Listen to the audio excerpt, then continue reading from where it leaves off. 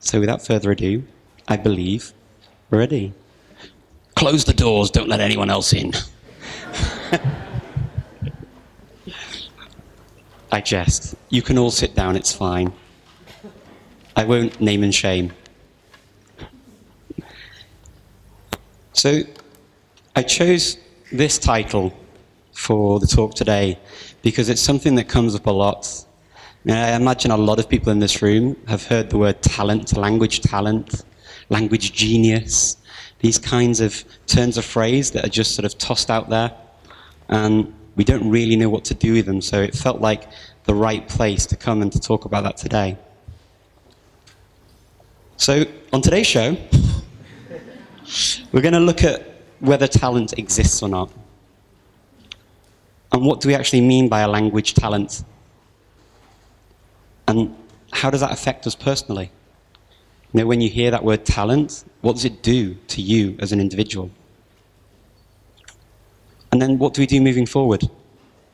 How do we learn from that and move forward with whatever we want to do? So, talent, yay or nay? Can we see the yays? Is there talent? Yays? Nays? Oh, I'm preaching to the converted. Fantastic. Okay, so yeah, on the other hand, gold.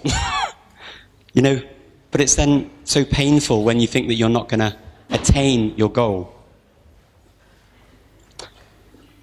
This is something, this idea of talent, I think in modern media and things we see on TV and on the internet, all these memes and all of these things that we share, we always show this amazing way of doing things, this amazing life, this, you know, incredible ability to do various things, right? And it's supported by talent shows. And the word talent is in the title. So you can make a very quick decision. Has the person got talent or not? Let's see what you think about this person. Okay. 1 second. Now. Okay. Will it play? Will it play? Yes, it will. Oh, but not on the speakers, apparently.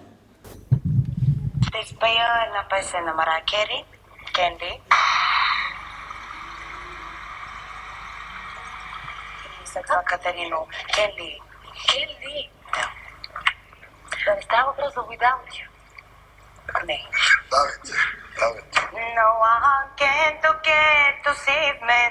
No young place to show my live.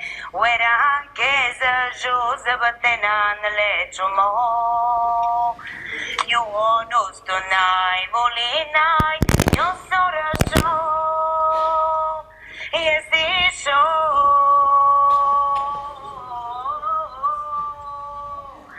Can't live. Don't live without you.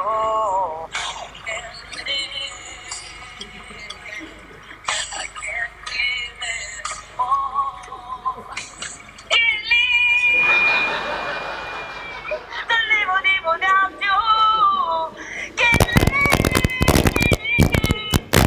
live anymore.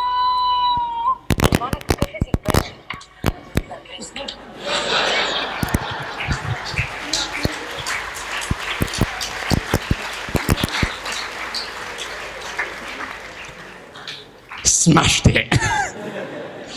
Yeah, so when we talk about talent, this is the kind of thing that's in our heads, right? She just didn't do it.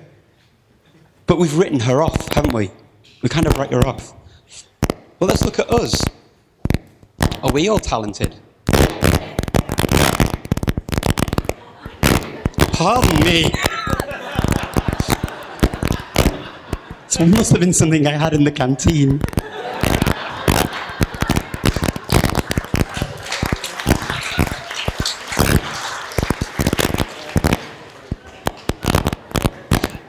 So here's the Polyglot Conference from Reykjavik, and here's you guys from last year.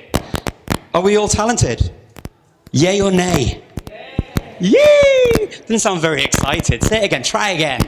Yay! No, again. That's really poor. Come on. Yay! There we go. There we go. I knew you had voices. So what's he know at the end? Boo! Okay, but is everyone from Luxembourg, therefore, talented at learning languages?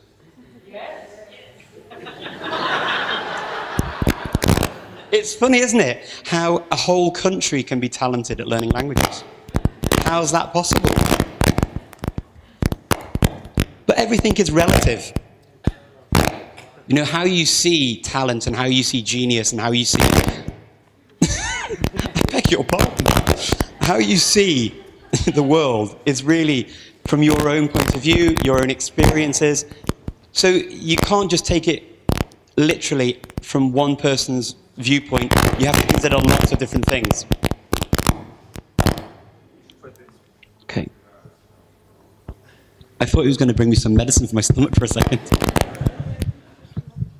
Oh, that's so much better. Thank you. You're a lifesaver. Oh, there we go. The cat's back. Right. But seriously, it's obviously someone does not like conversation. No, it's off. No, this is off. This is off. Airplane? No, completely off. Okay. Dum dum dum dum dum. Is that better? Okay. Something. Can living without you. Can leave. Who's going to sing it at karaoke? But the devil's really in the detail when it comes to talent and thinking about things that we're good at or bad at. It's not so simple to just say good, bad, talented, untalented, or someone's a genius. In fact, when we look at talent, we have to think it's a complex thing. It's not that simple, just the dots in a row. It's never easy. And so what makes you talented with languages, you know? If you've got good pronunciation, if you've got a good accent, is that what we look for? Is that the important thing? Is it the grammar? Oh, hello. Woo-hoo. That's not mine. It's off. I listen to those adverts in the cinema. So is it the grammar? Being good at learning vocabulary? Is it good at listening, being able to understand what you hear? Is it reading, being able to read complex language? Is that what makes you a good language learner? Is that what makes you talented? Is it writing, being able to write and compose beautiful texts in a language? Is that what makes you talented at language learning? Or is it speaking? So I say spelling even. I can't even read my own writing and it's written on the computer. But is it the spelling? Are you a good speller? It's particularly important in languages like English, where we have spelling bees and things like that. These competitions where we show our prowess of being able to spell correctly. Or is it translating? Are you a good translator? I'm seeing people shaking their heads. That's really cool. Or interpreting. Can you interpret well? All of these things make up language and being good at language, or being good at speaking a new language or using a new language, right? So it's not just one thing. We've broken it down already into several things. And I could probably go on and break it down further, but I won't. So meet Alex. Alex is good at pronunciation. He's good at imitating accents. He's good at memorizing new words. He's good at the grammar. And he loves learning languages to a high level only. Okay? Alex is happy. Alex comes to conferences, to events like these. And he's very, very happy, and he's very popular, and everyone thinks he's talented. Alex doesn't disagree. He's doing pretty well. Oh. Hello. Is it moving on? Yeah, there we go. Now moving on. Okay, then meet Kelly. So Kelly is good at pronunciation. He's good at Kelly's good at pronouncing things. Kelly's also good at imitating accents, but the difference between Kelly and Alex is that Kelly likes learning lots and lots of languages and speaking and using new languages all the time. So the ability might not be so deep, but likes to communicate and travel around. That's why you see Kelly jumping around, being flexible. Again, comes to the conference, it's a big hit. Everyone thinks Kelly's talented. Okay, then meet Dale. Dale is good at mental arithmetic. Dale did well at languages at school.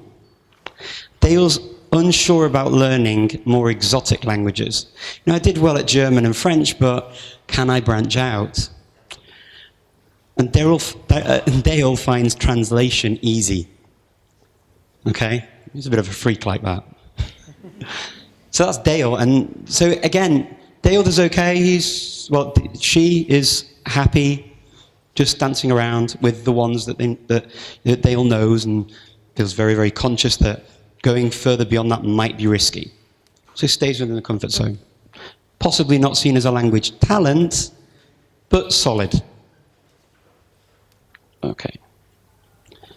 And then we have Ray. Ray's an interesting character. Ray is organized. Ray wants to learn a new language. And Ray finds pronouncing things tough. Ray feels bad about the accent part. And then meet Tailor. Tailor is good at grammar, but is unaware of it. Taylor's an introvert. And Tailor prefers to read. Tailor is freaked out by the others at the event. Poor Tailor. Okay, so the danger of this, of these people coming to these kinds of events, and maybe some of you can identify with elements of the personalities and the traits that you've seen in each of these individuals who come to our wonderful events. But you're comparing apples and oranges.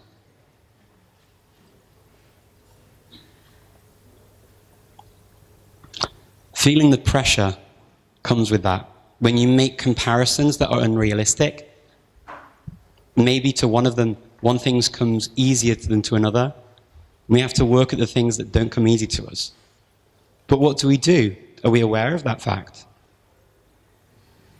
No, not always. Kind of like, And we feel frustrated. And sometimes we pick the easy way out. Give in. It's not for me. Can't do it. We then also doubt what's real. People come up to me and they take pictures with this, okay? And I've basically just took every single flag I could find on this card. Fake news, boys and girls. No, seriously though. It's, you look at this and you take it with a pinch of salt. You don't look at this and think, oh wow, I wish I could do that. You look at it and you've got to take a realistic view.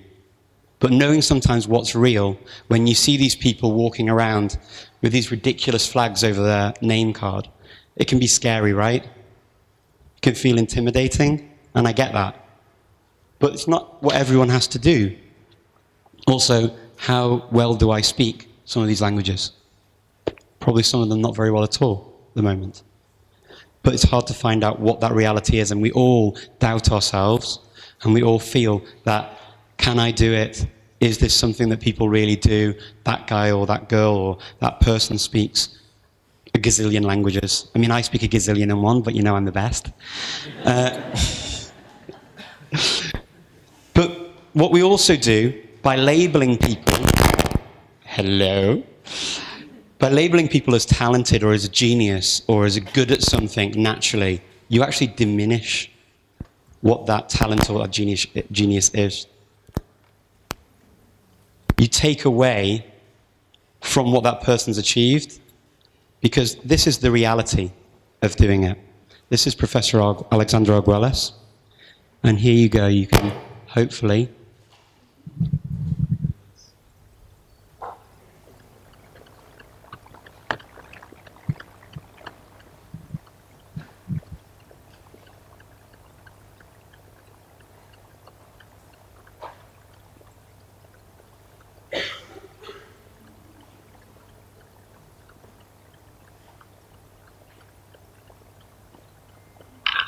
Arabic, okay?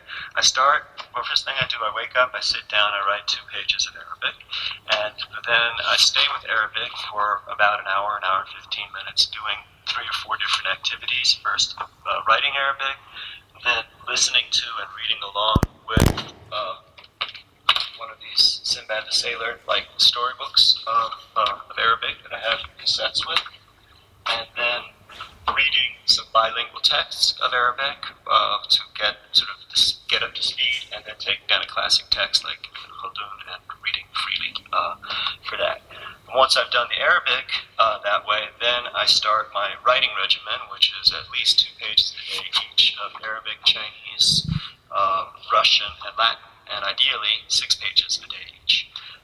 So I will write 2 pages of Chinese, and then I'll start reading. I'll stop once I've done that. I'll start reading, say, Persian. So I want to read half an hour of Persian. So I'll read 15 minutes of the story, and then I'll write my 2 pages of Russian grammar, Russian grammatical exercises. I'll read another 15 minutes of the Persian story. Then I'll compose or try to translate something into Latin. And then at that point, rather than continuing, maybe say if I've attained that goal, then I'll do some grammatical exercises in something like Turkish. This is just going over the grammar, reviewing the grammar, reviewing the translation. I'll do 15 minutes of that, say. And then I'll write another 2 pages of Arabic. And then I will maybe do done Turkish, maybe I'll do Swahili. This is like a pattern drill, sentence practice, okay? I might work at that for 15 minutes, okay? And then I'll write another 2 pages of Russian. And once I've done that, maybe here's just some Irish conversational dialogues. Maybe I'll work on that for 15 minutes, 20 minutes. And then write another 2 pages of Latin. So now I've sort of done some balance between reading and grammatical structure and the like. So before I do another 2 pages of Arabic, I'll go and I'll start reading maybe Greek. Here's some enlarged Greek stories. This is like a Greek children's version of the Odyssey, okay, retelling of that, which I have read thoroughly with a dictionary and sort of written in the unknown words underneath it. And so now I can read this more smoothly, and exactly as I did with Persian. I may have my goal for today be half an hour or an hour.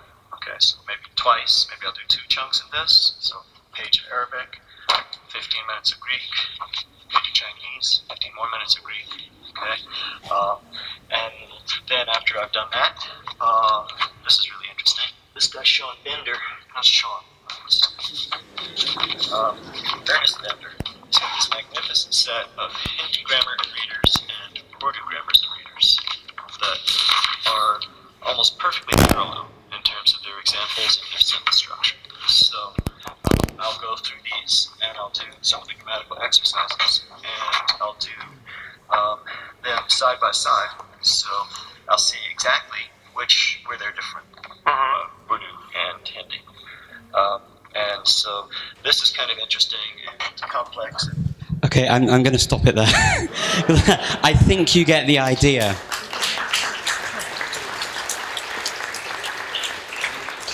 So when you see somebody with a lot of flags and you know that they're serious learners and if they can say they're dabbling or whatever, using the word talent doesn't really do justice to the effort that goes into the preparation and to the learning of these languages. In fact, every time you learn a new language or new words in a new language that you haven't maybe studied, you're building neurological connections. This is what's happening in your brain. It makes new connections. It makes things easier to memorize. So In my own experience, I found that learning one language and then learning another language that's similar or related either culturally, grammatically, or through vocabulary, shared vocabulary because of historical business connections or whatever it is, that's helped me to learn more languages, more additional languages. So what happens is, as you all in this room go through the process of learning a language, you turn into a different beast. You start off like this. There we go. And you start seeing with each language you're learning, you just turn into this beast with more and more languages. So the good news for you all is you've all got talent. Congratulations! But what does that mean? Just means that you work really hard and you put in the effort to speak the languages you speak. And the more effort you put in and the more you do and the more you work on the things that maybe you're naturally not inclined to do, the better you'll become at the languages you speak. And therefore you will be seen by the next generation of people as the talented geniuses that you all are.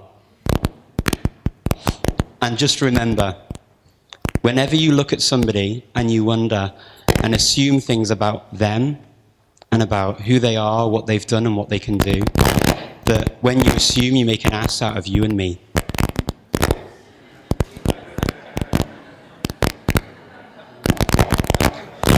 Thank you very much.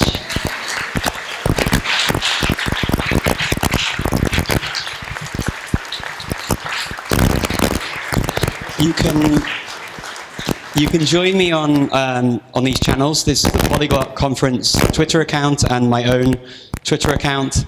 And then there's a polyglotconference.com. The next conference is going to be at the end of October in Ljubljana, Slovenia. From the 26th to the 28th of October. The 26th is going to be a Friday language learning event. And then we have the conference proper on the Saturday and Sunday with a welcome event on the Friday evening. And it's going to be in a lovely hotel in the center of Ljubljana. So I hope to see you all there as well. And I am open to any questions. How are we? Okay. Oh, they're on the app. Oh, very nice. Nice one. Lydia, they're on the app, the questions. Oh. Do you want to come and work for a conference? You can take the mic, yes. You can answer the questions too. Yeah, right, sure. So thank you, chat. So I'd like to remind you that if you have questions, use the app, it will be easier. No, the most popular question is, what does your typical day looks like nowadays? I have a 10-year-old daughter, so an absolute mess. So I work with languages I use throughout the year, probably around 25, on and off. Different levels, of course. I don't speak them all fluently, however you want to describe fluently.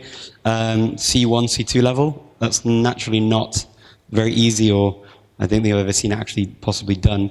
But I do use around that amount each year at different times. And then at home we speak 5 languages. So I speak English, French, Spanish, German, and Macedonian at home with my wife and daughter. With my wife, I speak only Macedonian, and with my daughter, I mainly speak French, but then I help her with her homework in English, and then we speak Spanish and German each day. And then outside on the streets in Skopje, we use a number of other languages too, and we're very close to Greece, so we go to Greece, and I use my poor paltry Greek, and then same in Bulgaria, I go, hello. Again. And so I have my ski lessons in Bulgarian, which is pretty cool. So I have to be quite good because otherwise I'll end up killing myself. And then, yeah, on the streets, probably Albanian and Turkish are probably the most common. And then we have a lot of Serbian, Croatian, Bosnian that we hear. And I think that's about it. And then when I go home, a bit of Welsh as well, of course. So it's not really a question, it is, I propose that Richard should sing Kenley for us. Can can't live without you. Can't leave anymore. Can't leave. That's your lot.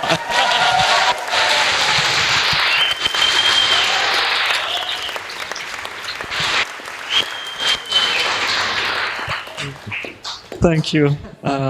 Now, can you tell us about bringing your daughter up in multiple languages? Wow.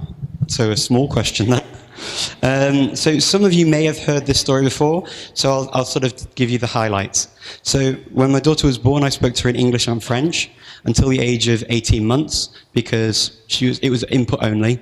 So I could just blah, blah, blah, blah, blah, and sing to her and speak to her, and she didn't really give me much of an answer except for looking inquisitively into my eyes.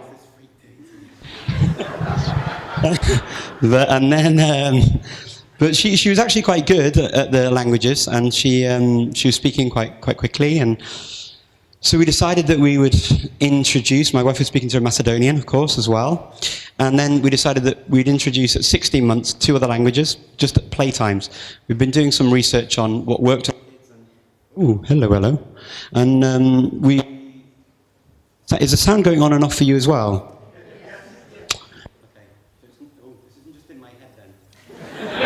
No, okay. The voices in my head go on and off, so I didn't know whether it was just the same thing.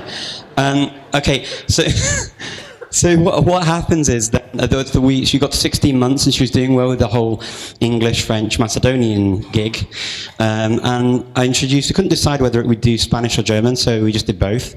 And I played with her, and after a couple of months she was reacting to both, and we couldn't see a preference to one language or the other, so we just carried on.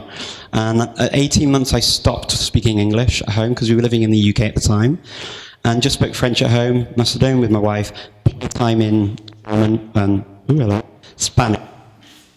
Okay, so that's what happened, and she was getting other languages from other places too, which was always cool. So she learned.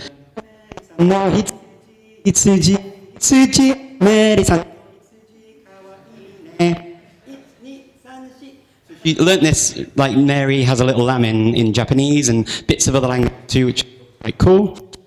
And when she got to about a year or so, she was putting sentences of 3 words, so she was doing fine. And then at 3, we moved to Skopje to live, and she went to a French nursery, and I swapped from French to English at home because she was having French during the day. And then at 6, she swapped over to the English system, and I swapped back to French at home, and so that she had a continuity of all of the languages. And now she's going to turn 11 next month. She got a scholarship to a school so that she could Hello. Yeah, she got a scholarship to school because of her languages, which is really cool. And she gets to do all 3 languages during the day at school now, which is brilliant. So she's learning to read and write and all that kind of stuff in all of the languages. I didn't sort of do all that with her. I wanted it to be fun, so I just spoke and sang. And you've heard my singing, so the poor girl, she's a lot of psychological help when she's older. But she's we decided to put her forwards to do the tests in the various languages. So she's actually just done the Spanish exam for Cervantes, and she's just done the Goethe Institute exam for German. French she does as a first language at school, but we're going to get her to do the French exam too for the Institut Français. And the reason is because it's good to learn how to take tests and to know what people are looking for on a subject that you really know well. So the pressure's not on what she knows, it's more a learning experience, and she's been very, very positive with that. So this is kind of a new stage in her development for us as a family. And they only do up to an A2 level for children that young, because obviously you don't have the experience or breadth of knowledge to talk about the more in-depth topics that you need at the B's and C levels. But she'll grow into those as well, and I think it will hopefully help her prospects to find places to study and work abroad when she's older. And that's the summary, so I'd hate to see the long version of that answer. Next one. Are you formally studying any language currently? Formally? Formally as in an institution, no. But I'm trying to learn, well, it's try. Sounds awful, doesn't it? I'm studying some Afrikaans because I'm in South Africa in a month's time. So I want... Ooh, hello. I feel like I've got some sort of illness because I keep saying hello. And I'm not just greeting you the whole time. I've forgotten and I've got the memory of a fish. It's literally because the voices in my head and the voices coming out of the microphone keep going off. But yes, I'm studying some Afrikaans for that trip. It's just a bit of fun, really, because I speak Dutch pretty well, and yeah, why not? I'll probably learn a bit of Zulu and Xhosa as well. When will you take your daughter to the Polyglot Gathering? Okay, honest answer, when she wants to. But when I think that she can make a really honest judgment on that. Because I think she said she wanted to come before, but I think she's too young, and I think it's a lot of attention, and I think there are this issue, and also why the idea of talent was an important for me. And if we do sometimes have that idea of testing each other and seeing how we all do, and I think it's fun, it can be inquisitive if we agree to it in that scenario. So I think for my daughter, while she's still this age, I'll just leave her to be fun, and I'll let her enjoy it and enjoy her childhood.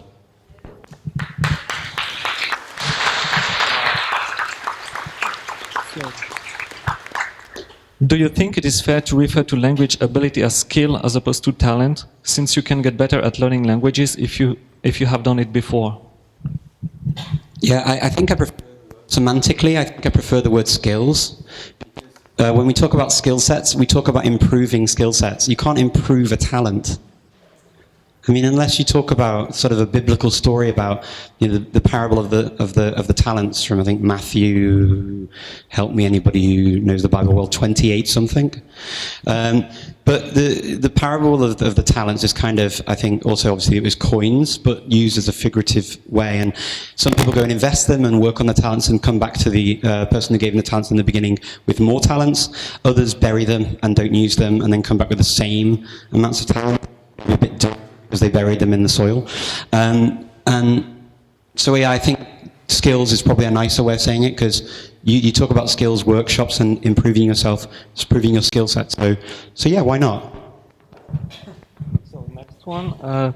Professor Arguelles definitely works hard, but to be able to stick to that kind of schedule, doesn't it take a certain something? I mean, you have to be a little bit passionate about languages. Admittedly, I think, you know, it might sound the wrong thing to say, this kind of conference, this kind of event. I think that learning X amount of languages isn't naturally for everyone. I think it's great for people to learn languages. Obviously, I promote that, and I think that everyone does it. But just because you see somebody else learning a gazillion languages doesn't mean that we all have to or need to do that. And that person doesn't necessarily get to use them either. Professor Arguelles would be the first to admit that there is a lot of attrition in his languages when he doesn't use them. You know, he obviously can get back to a certain level maybe, but for me too, it's, you know, somebody came up to me and said, oh, I saw you spoke Latvian, you studied Latvian. Yeah, I went to Latvia for a summer, I studied it for a few months. Can I speak Latvian right now? No, but I don't get to use it in a place like Skopje. You know, there are about 0 Latvians. Maybe that's a high estimate. I don't know, but you don't, and you have to be honest with yourself. Why are you doing it? What's your real motivation? Are you doing it to impress people, to stick on a card at an event, or is it a real passion that you want each and every language? For me, every language has got a story. Sometimes the stories end. Sometimes they carry on, and I think it's important to keep that in mind. It's like lovers, right? Sometimes you have one lover or one person that you admire or love, and then they move away, and you move on to the next. Is Luca in the room? He can identify with that. Do you have a favorite foreign language? So a few people have asked the question, and I always say, the answer I always give is, I love the sound of Icelandic and I love the way Georgian looks on the page. But actually, I think I really, really love German. And I think the reason I really love German is I learnt it with children. I was an au pair in Germany, and 2, 5, and 7 at the time. And I don't think you can ever sort of lose that sort of love for a language when you're taught it by young children, because they're cute. Short question. Kenley reminded me of the German song Agathe Bauer. Do you know this? Keine Ahnung. No, I'm sorry, don't. Don't you think some people understand grammar easier than others? Same goes for math, for example, at least in my experience.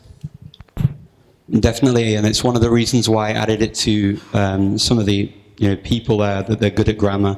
I think that people can be naturally good or have a natural skill already when they understand a certain aspect of a language, and that's why there are so many aspects to a language, and it's not it's not one thing that makes you good or talented. It's the whole ensemble, and I think it depends on the language you know and the languages you've learnt. So if you've studied, let's say for me, for example, I'll give you a very concrete example. So my native language is English. I speak Macedonian as my home language. Now, Macedonian has borrowed from other languages. And one of the languages borrowed from grammatically is Turkish. And Bulgarian has this too as a feature. Although in Macedonian it's absolutely imperatively used in this way. The L form, which is the normal past tense of oh, hello. So the L form, that's normally the past tense of a Slavic language, in Macedonian has a very different meaning. So it can mean that you heard something but you were not party to the actual thing taking place. And this translates exactly as the mish form in Turkish. So for me learning Turkish in Skopje, that grammatical explanation took all of a sentence. Whereas if I'd done that same course in London, I can imagine that the explanation would have been way longer. So I think some people can be, and it can be through this learning and the neurological pathways that I showed you, that you build up through learning one thing to another, to another, to another, and they build on each other. It's not all in sort of isolation. Did your daughter ever complain about you speaking one language when she wanted you to speak a different one? She's queried it. She's queried it. Not really complained, no. But she queried it, and she said once, "Daddy, why do we speak Spanish?" And she was about 3 or 4, I think, at this time. And I said, you're going to go to school one day, and you're going to probably learn Spanish as a foreign language, and you have the advantage of all of your kids.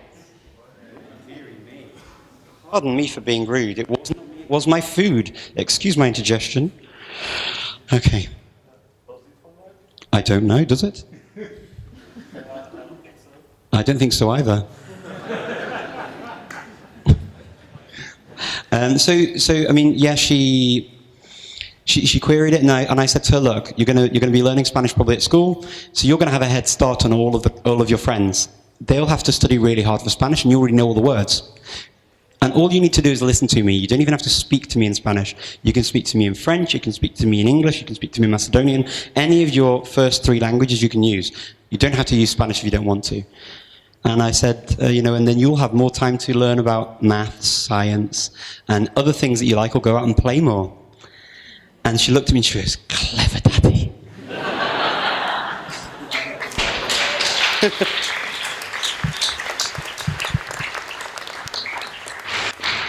I also used to bribe her.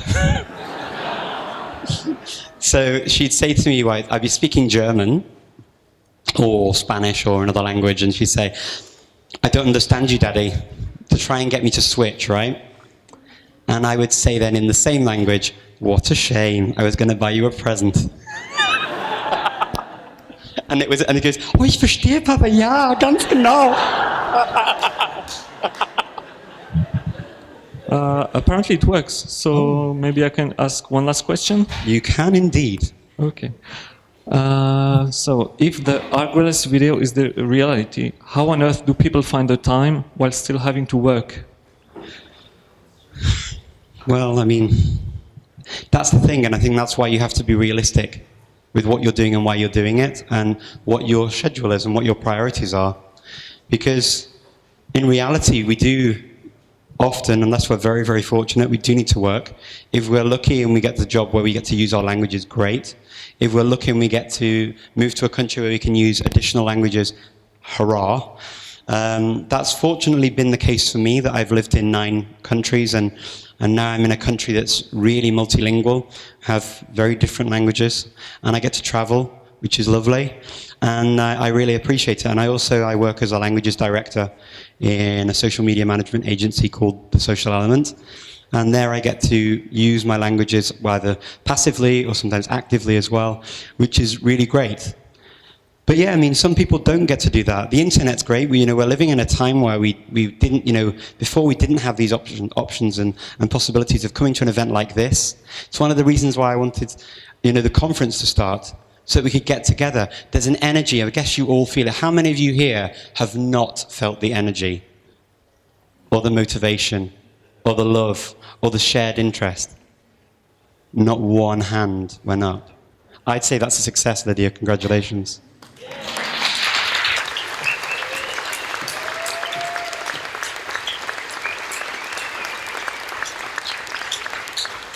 And now you're all Bezzy mates, you're all BFFs, you're best friends forever.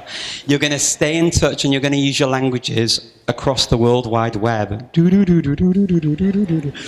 And that is one of the cool ways that we can use languages. My Twitter feed and my Facebook feed, they've just got all these cool languages just appearing in them, and that's amazing. I've got Americans speaking Polish on a video for their birthday. I mean, how cool is that? And it's like, wow, I can just connect straight away. And when we meet again, we see the people that we've met in person. We've watched their year as it's gone on, and we have stories, and we know we've had that contact. And that's why the friendships, the whole thing feels alive. And this is how we keep many languages. And I think that's why we're all fortunate. People watching these videos as well, you're also welcome. We don't always address you at home, but you're also welcome to join in. There are lots of places where you can get in touch on Facebook, on Twitter. You can also be part of it. Whether you can make it here in person or not, you're part of our beautiful community. And we love you.